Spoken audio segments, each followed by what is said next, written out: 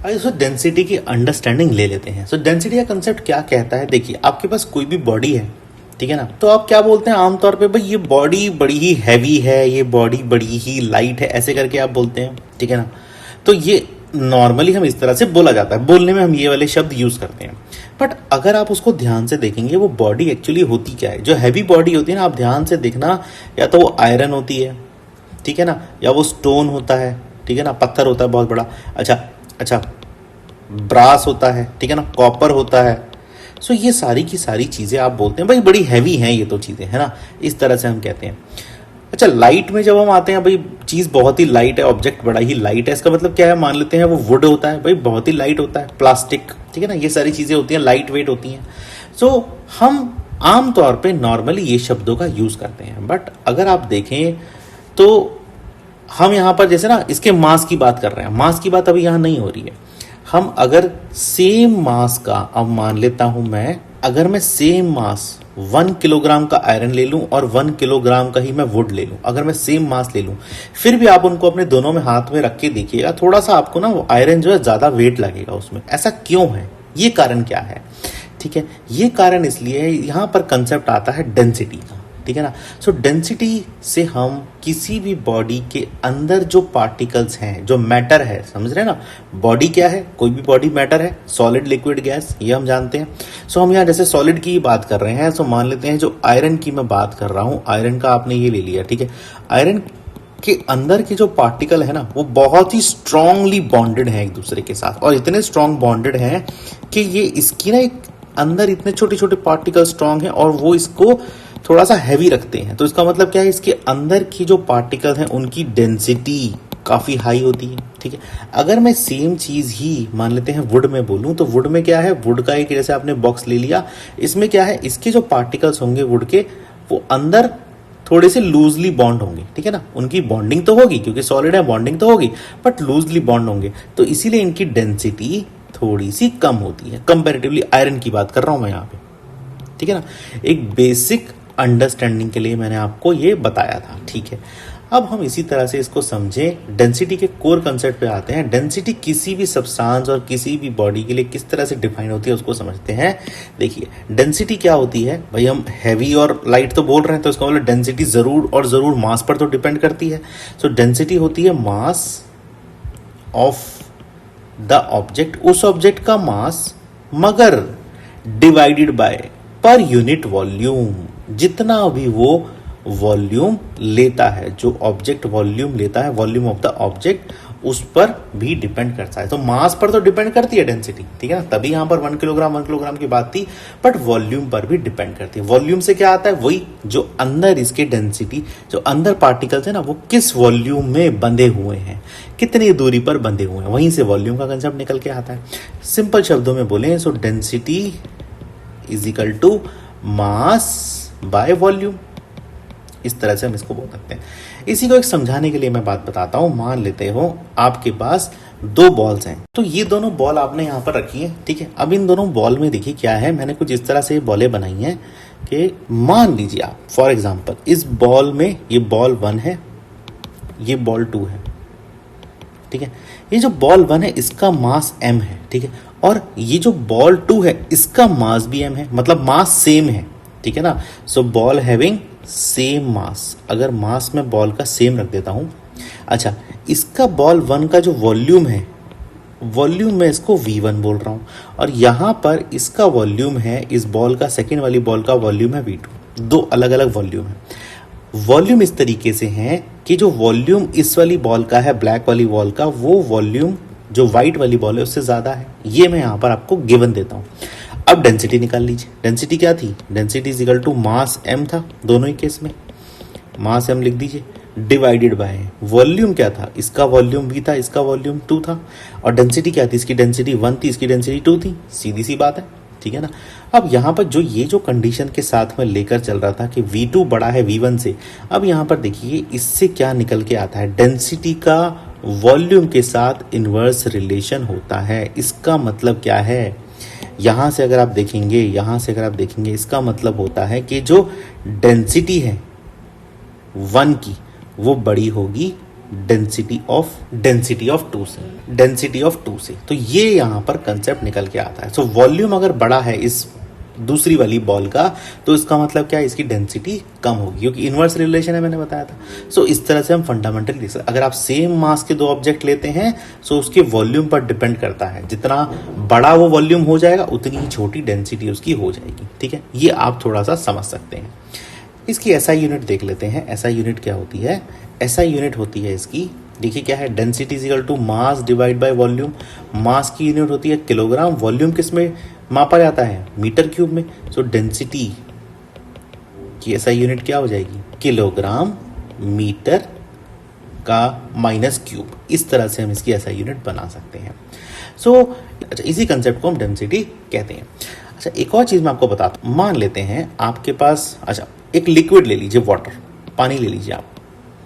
ठीक है, पानी को इस तरह से मेजर करिए कि पानी का आपने क्या किया, 1 क्यूबिक मीटर, इतना आपने पानी ले लिया। ये वॉल्यूम है पानी का। ठीक है, जब आप इतना पानी लेंगे, ठीक है, और इसमें क्या करिए, इसमें 1000 किलोग्राम आप इसका मास ले लीजिए। ठीक है, इतना वॉल्यूम ले लीजिए, वॉल्यूम ऑफ वाटर, और इतना मास ऑफ वाटर ले लीजिए। जब आप इसको करेंगे तो डेंसिटी कितनी रहेगी? डेंसिटी में रख दीजिए, डेंसिटी इज इक्वल टू क्या है, mass divide by volume is equal to, देखिए क्या रखेंगे, वैल्यू पुट करिए। मास क्या है, 1000 किलोग्राम, डिवाइड बाय वॉल्यूम क्या है, 1 क्यूबिक मीटर। सो डेंसिटी कितनी हो गई? डेंसिटी हो गई वाटर की 1000 किलोग्राम मीटर माइनस क्यूब, इस तरह से। और अगर हम बोलें इसको, डेंसिटी हो गई 1 इंटू 10 की पावर 3 किलोग्राम मीटर माइनस 3, ये हो गई। अब देखिए मैं वाटर के पीछे क्यों पड़ा हूं, मेरे को पानी की जरूरत क्या पड़ी? देखिए दोस्तों गौर करिए, हम आमतौर पे कोई भी लिक्विड की बात करते हैं तो पानी वहां ले लेते हैं। ठीक है, आपकी लेबोरेटरीज में भी पानी इजीली अवेलेबल है। सो पानी को हम एक स्टैंडर्ड लिक्विड मानकर चल रहे हैं। जस्ट हमारी अंडरस्टैंडिंग है कि हम स्टैंडर्ड लिक्विड मतलब पानी हम हर जगह मिल जाता है इजीली। सो हम जब वाटर की डेंसिटी की बात करेंगे तो हमने वाटर की डेंसिटी को क्या करी, देखिए स्टैंडर्ड वैल्यू कर दी, 1 वैल्यू हमने इसकी कर दी, 1 वैल्यू हमने इसकी कर दी, 1 इंटू 10 की power 3 kilogram metre cube, metre minus 3 पर मीटर क्यूब। तो इस स्टैंडर्ड वैल्यू से हमें क्या हेल्प मिलेगी ये समझते हैं। देखिए दोस्तों, so एक टेबल देखिए दोस्तों, यहां पर क्या है, मैंने डेंसिटीज को कंपेयर किया हुआ है। ठीक है, अब यहां पर देखिए वाटर की डेंसिटी देखिए, मैंने क्या बताई थी आपको, 1 बताई थी स्टैंडर्ड वैल्यू, 10 की पावर 3 को भी रुक जाइए, ठीक है ना, क्योंकि वो तो सब में कॉमन ही है। सो 1 देखिए यहां पर वाटर की डेंसिटी थी। अच्छा, कुछ जो चीजें हैं वाटर से जो हल्की हैं, जिनकी डेंसिटी आइस हो गई, बेंजीन हो गई, ठीक है ना, फिर देखिए इथेनॉल हो गया, इनकी वाटर से डेंसिटी कम है, एयर की तो।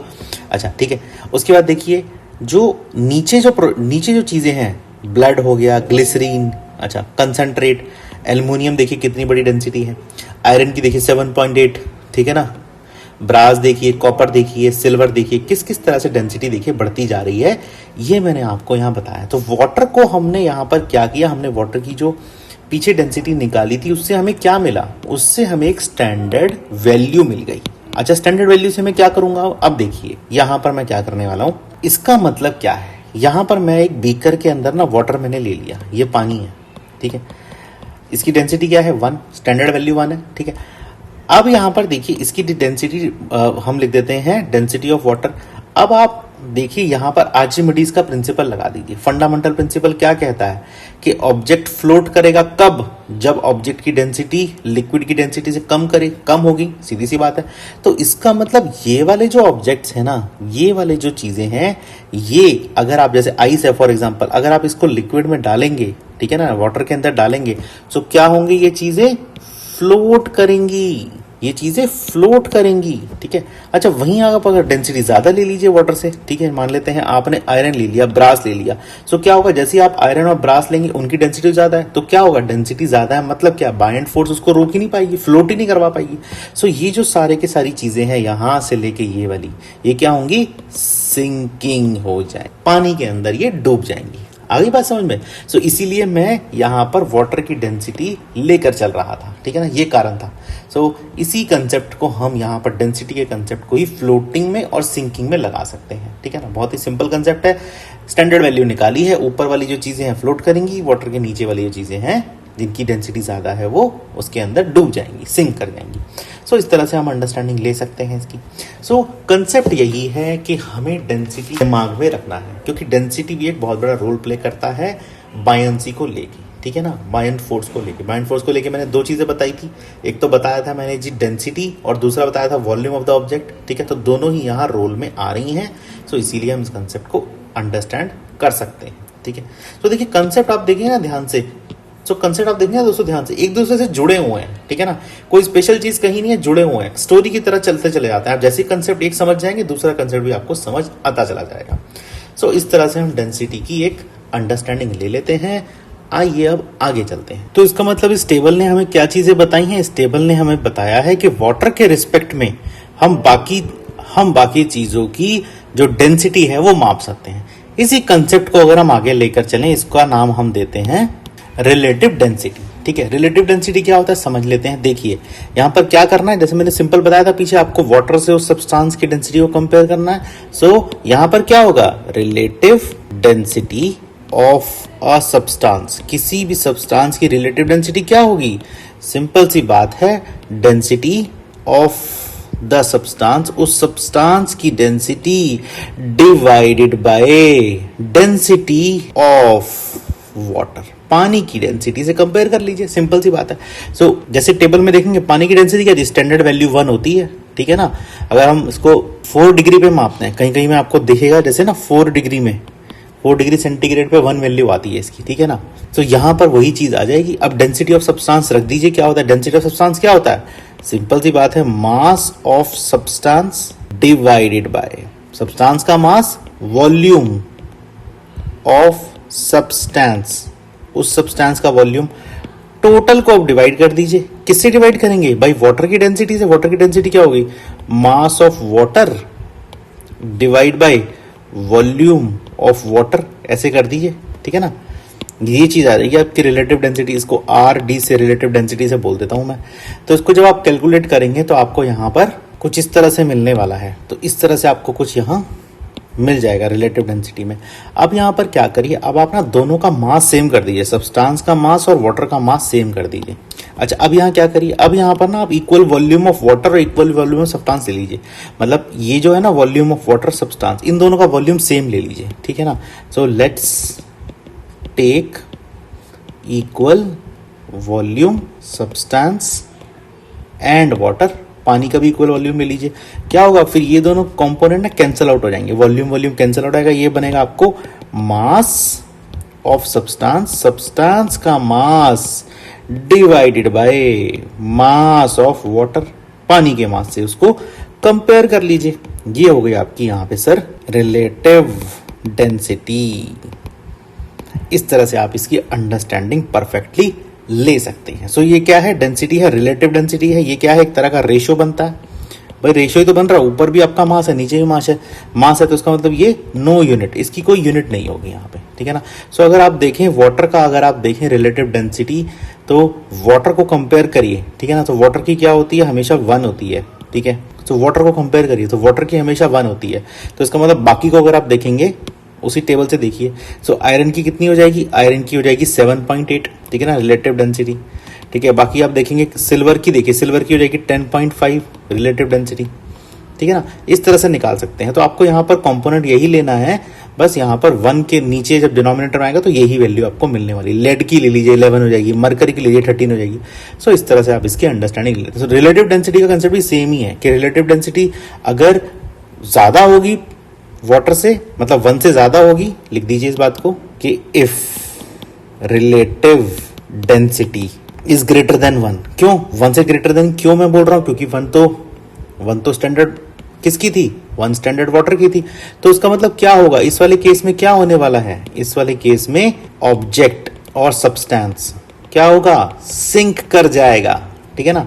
और अगर रिलेटिव डेंसिटी वाटर से कम होगी सब्सटेंस की, सो ऑब्जेक्ट क्या होगा, यहाँ पे ऑब्जेक्ट और सब्सटेंस फ्लोट करेगा, ठीक है ना। ये कॉन्सेप्ट हम यहाँ पर सीख सकते हैं। सो रिलेटिव डेंसिटी का ये कंसेप्ट हम अंडरस्टैंड कर सकते हैं। आइए दोस्तों, इस तरीके से हम इस कंप्लीट टॉपिक की अंडरस्टैंडिंग ले सकते हैं। आई होप को काफ़ी अच्छा लगा होगा। Keep listening, keep learning. Thank you.